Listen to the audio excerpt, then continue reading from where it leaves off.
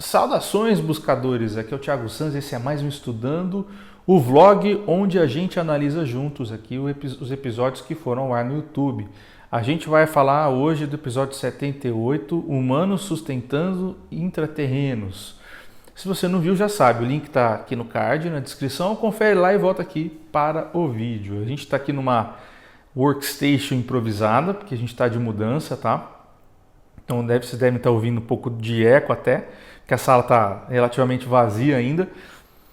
E voltei para minha casa antiga aqui com a Nath, né? Então eu estou pintando um monte de coisa, tá uma amazona, né? E a gente está aqui se organizando, né? Tem até uma salinha branca aqui só para a gente fazer os atendimentos e as sessões com a galera, tá bom? Os cursos e tudo mais. Então é isso aí. Sobre o vídeo, né? Olha que interessante. A Mariana e a Gisele são muito conectadas com o intraterreno, tá? Por quê, Thiago? Porque elas tiveram vidas, né, paralelas, vamos dizer assim, que as pessoas chamariam de vidas passadas, etc., muito vinculadas, muito ligadas com os intraterrenos, em missões de auxílio, de resgate, vamos dizer assim, com intraterrenos, tá?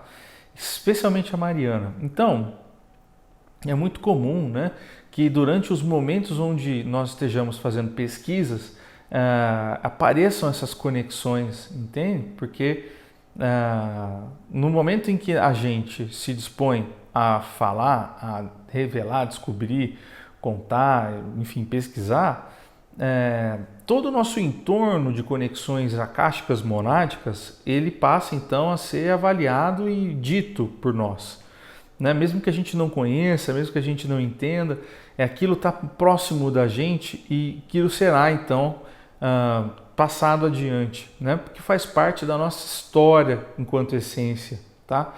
Então faz muito sentido isso tudo, isso vir dessa maneira, isso ter vindo pela Mariana, porque assim, já falamos muitas coisas no PC que as pessoas raramente ouviram antes, né, ou coisas assim. Mas muitas coisas que nós falamos já foi falado em algum outro lugar, às vezes até de uma forma diferente, ou então foi falado de um jeito totalmente diferente. E a gente vem aqui e fala, não acho que seja assim mesmo, porque não foi assim que foi passado.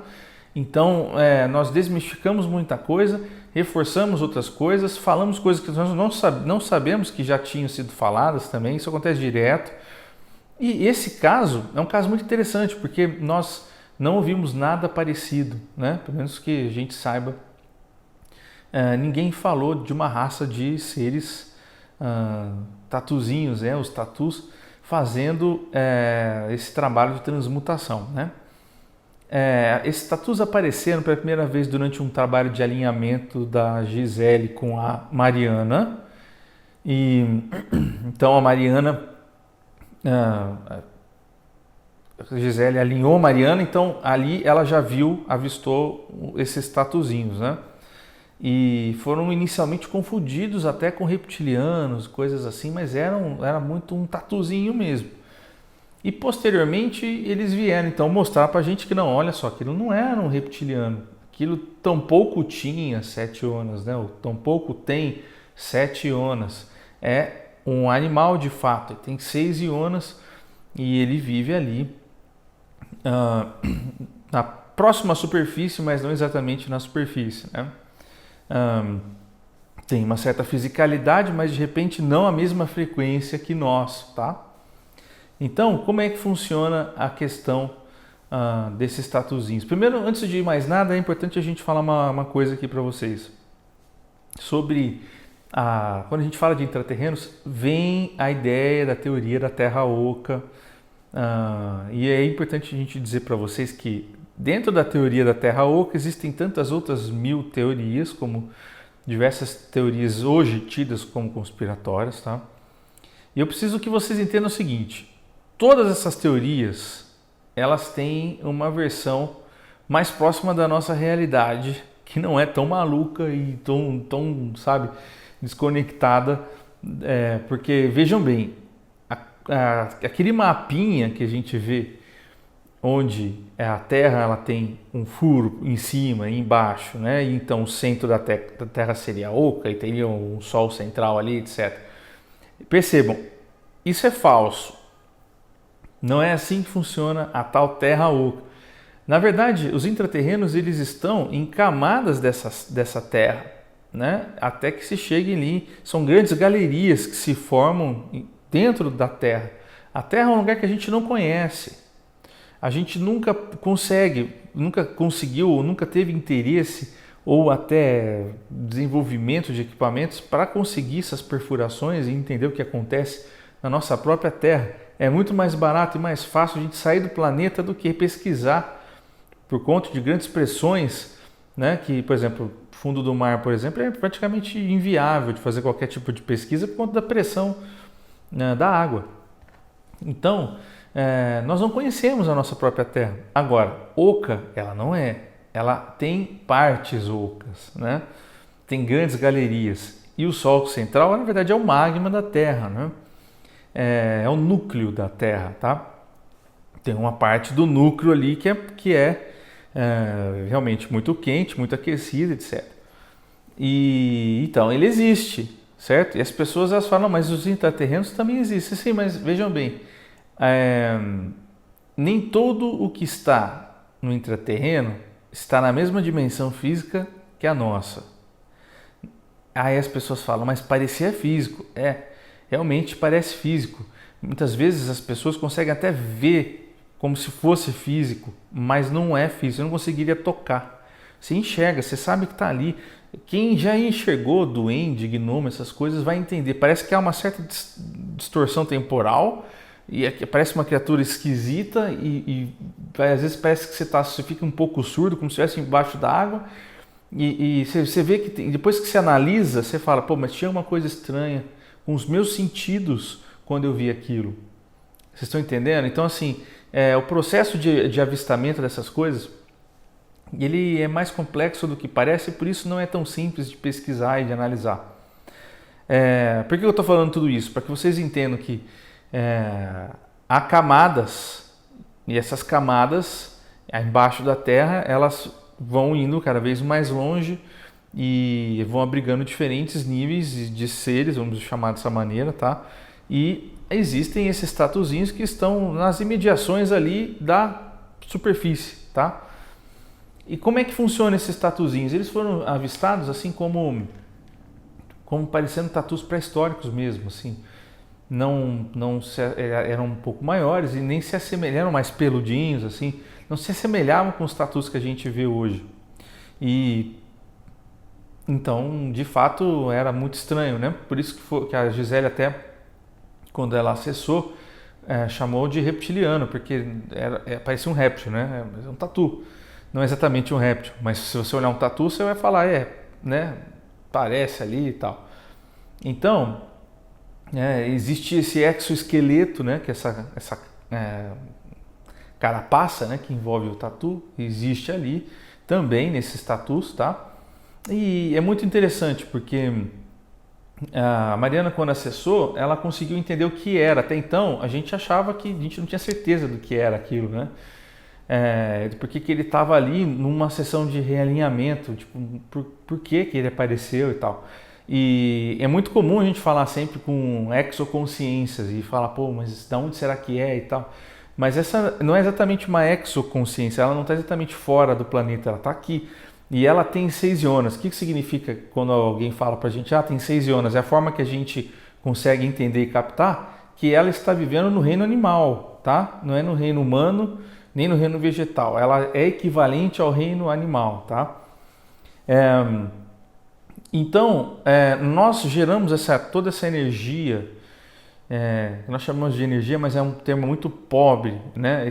Chamar tudo de energia é muito genérico, mas nossos sentimentos, nossas emoções, tudo aquilo que nós vivemos, certo? Nós experienciamos, isso entra dentro do nosso filtro de personalidade, como o Zatar gosta de dizer, pelo nosso chip de personalidade. Aquilo então entra em conflito com a gente para a gente gerar a experiência de assimilar aquilo que a gente está vendo e vivendo, tá certo? E isso então repercute energeticamente na gente, vai gerar emoções, tá? Vai gerar, vai desencadear sensações na gente, né? E são sensações que podem ser medidas fisicamente, porque o nosso próprio cérebro estimula isso na gente com enzimas, neurônio, com nossos neurônios, nossas enzimas, enfim, tudo, nossas descargas elétricas do nosso cérebro, é possível até medir o que nós estamos sentindo. Só fazendo uma leitura cerebral é possível entender que áreas que nós estamos ativando baseado no que nós estamos vendo. Tá? Isso é uma área básica da ciência humana. E aí quando você começa a ver que isso reflete na energia que você está gerando, a gente não tem essa preocupação científica ainda. Mas essa energia, ela é, de certa forma, né, depois que ela é filtrada por você, você está vivendo, você está experienciando. Então, o que você está fazendo? Você está filtrando aquilo, você está jogando aquilo para dentro e você tem que devolver alguma coisa. O que você vai devolver? Aquilo que você produziu. Né? Você é a máquina. Aquilo passou por você, você filtrou daquele seu jeito e você está jogando para fora. Tá certo? Às vezes tem endereço. Né? Você está devolvendo para alguém. Se você ama alguém, provavelmente você vai reagir a uma entrega de flores de um jeito que você vai devolver para aquela pessoa um sentimento. A pessoa vai se sentir acolhida, agradecida, enfim. Né? Mas às vezes você não vai devolver coisas legais, né? Você vai devolver algumas coisas complexas. E essas coisas precisam ir embora. E isso tudo sempre foi planejado nessas nossas andanças aqui, nesse nosso planeta. Isso tudo, o planeta ele é uma grande bateria para isso. Ele funciona de uma forma natural, onde tem que escorrer, que nem um ralo, tem que ir embora. Isso tem que ser distribuído. Alguém vai reutilizar o que você está gerando. Tá certo? Então, quando a gente não destina o que a gente está fazendo, sabe, isso vai embora. Né? E às vezes, mesmo quando você destina, vai embora também. Porque nem tudo que você deseja que atinja o próximo tem um merecimento, vamos dizer assim, que é a palavra espírita para isso, para atingir alguém. Né? Então, também vai-se embora quando isso ocorre. Enfim, é um filtro, né? E isso entra para debaixo ali da terra, vamos dizer assim, porque é uma forma um pouco romântica de dizer, mas a energia fica solta e ela tem que ter um endereço, então ela é direcionada para quem vai fazer essa filtragem. Reptilianos intraterrenos fazem essas filtragens, esses sentimentos também, né? Mas no caso dos tatuzinhos, eles estão fazendo uma filtragem muito inicial e é como se cada tatuzinho que tivesse ali fosse responsável por pessoas aqui em cima. Isso é muito louco de analisar, porque existem pessoas que vão ter até, de repente, mais do que um tatuzinho fazendo, entendeu? E tem pessoas que terá um tatu para várias pessoas. Estou dando um exemplo assim, meio aleatório para que vocês entendam que existem pessoas que movimentam realmente muito a energia e pessoas que não movimentam tanto, né? E então é natural todo esse processo, né? E os tatus, eles fazem essa filtragem inicial dentro daquilo que compete a eles e depois aquilo vai ser levado para uma outra área para fazer uma outra filtragem, para fazer uma outra conexão para que aquela energia vai para o lugar devido, né? A nova energia vai para o lugar devido. É como um sistema digestivo. Essa é a ideia aqui que eles estão mostrando para mim. Você primeiro mastiga, né? Depois aquilo vai para dentro, né? Depois você joga ácido e tal, né? E aquilo vai dividindo e você vai digerindo, enfim. Então, é assim que funciona também com relação à energia, tá? Mariana comenta sobre a sessão da Sara de Capela, né? Tá aqui no card na descrição. A sessão da Sara fala também sobre a transmutação energética. Então, todo esse processo dos tatus é interessante porque a Mariana comenta da energia cinética, porque a energia cinética é uma energia de movimento, né? Então, é que nem bola de bilhar. Você tá lá, você acerta uma e ela vai andando até acertar a outra. Então, isso é uma energia cinética. Ela acerta a outra, energia de movimentação. Ela acerta a outra, então ela transfere o valor de força, de aceleração para a próxima bolinha, né? E enfim, aquilo pode ser então transferido, né? Por que foi falado assim de energia cinética? Porque a impressão que se tem é que de fato a energia está vindo e aquilo tem uma continuação. E mais interessante é que aqueles tatuzinhos, eles têm essa função específica de fazer essas transmutações. E se não houvesse nada na superfície, é como se esses tatuzinhos não estivessem vivos mais. Não tem por que eles viverem. Eles vivem se alimentando dessa maneira. Então, olha que louco. Olha como que isso é dual, né? A gente sempre pensa no lado oposto. No lado de que nós, seres humanos, matamos, né? Vamos dizer assim, outros seres vivos, né? Nossa, o humano faz sacrifício, o humano abandona animal, o humano isso, o humano aquilo, o humano ainda come, se alimenta de animais, etc. Né? Esse é um papo muito, né, falado por nós. E também tem aquele papo, então, de que a gente está alimentando esses seres e que se a gente não existisse, esses seres morreriam. Então, é o inverso desse papo, né? Vocês conseguem captar isso? Então, existem os dois lados, né? E isso faz parte do processo.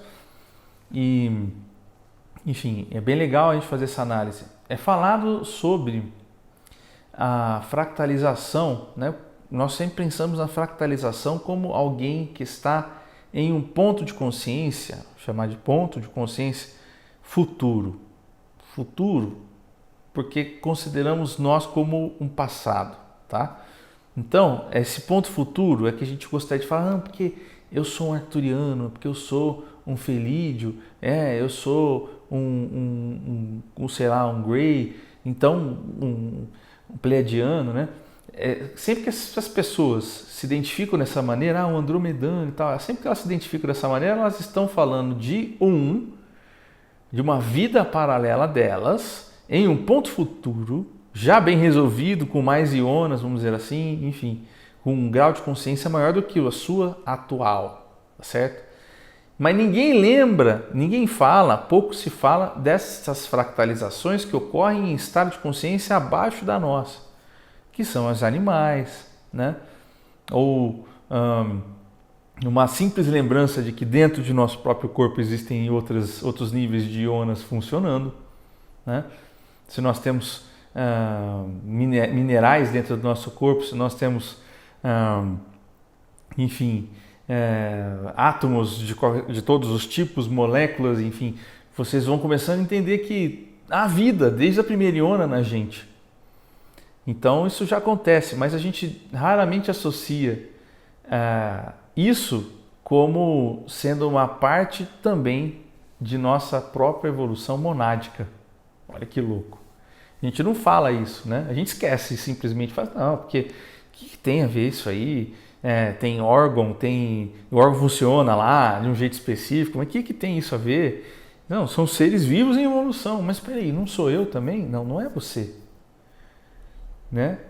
Você é outra coisa dentro da sua consciência, você é outra coisa, mas todos aqueles átomos têm um nível mínimo de consciência e a gente não fala disso. A gente não fala do tatuzinho de 6 ionas, que também é parte da nossa mônada ou faz parte da gente, vamos dizer assim, num nível mais essencial, né? Mais de essência. A gente está mais interessado e mais preocupado em se entender como aquele andromedano, em se associar com aquele arcturiano, em dizer, não, aquele cara sou eu. Não, a gente vai falar sobre isso. Mas você não é aquele ser, aquele arcturiano, aquele andromedano. Você não é. Ele é uma parte de você, vamos dizer assim. Ele indexou em você algumas coisas para que ele pudesse aprender, mas você não é ele, tá? Nós vamos estudar sobre isso.